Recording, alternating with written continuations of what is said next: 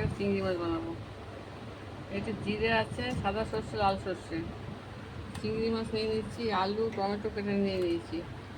এটাকে এখন বেটে নিয়ে আসি মিক্সিতে, পরে দেখা। চিংড়ি মাছ মশলা দিয়ে দিলাম, কাঁচা তেল দিয়ে দিলাম, পরে দেখা। এই দেখো, এটা এখন দিয়ে দিলাম, কালো দিয়েটা হয়ে গেছে, পরে দেখাচ্ছি। এটাকে চাপা ঢাকা দিই, গোলমরিচ দিয়ে দিই, চাপা ঢাকা দিয়ে গ্যাসটাকে কমিয়ে দিচ্ছি। ও আস্তে আস্তে ঢাকাটা খুলে দিচ্ছি, একটু কাঁচা তেল দিয়ে দিচ্ছি, দিয়ে এবার বসিয়ে দেবো। ও হোক, এবার চিংড়ি মাছটাকে খুলে দিচ্ছি। দেখুন, দেখতে কত সুন্দর হয়েছে। আলুগুলো সেদ্ধ হয়ে গেছে, অনেকক্ষণ বসিয়ে দিতে হয় ঢাকা দিয়ে।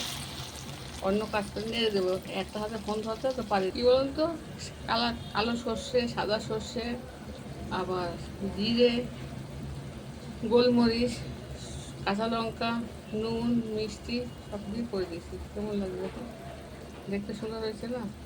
এবার নামিয়ে দিই, ঢাকাটা খুলে দিয়েছি। খুব ভালো লাগবে খেতে।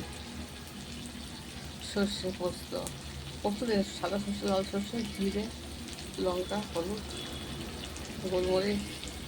দেখুন কিরকম মনে হচ্ছে নারকেল দিয়ে করেছি, নারকেল কিন্তু দিইনি। কত সুন্দর হয়েছে, একবার করে খেয়ে দেখবেন, সত্যি ভালো লাগবে। চিংড়ি মাছের ঝাল বলুন, সর্ষে বাটা বলুন, যা বলুন তাই।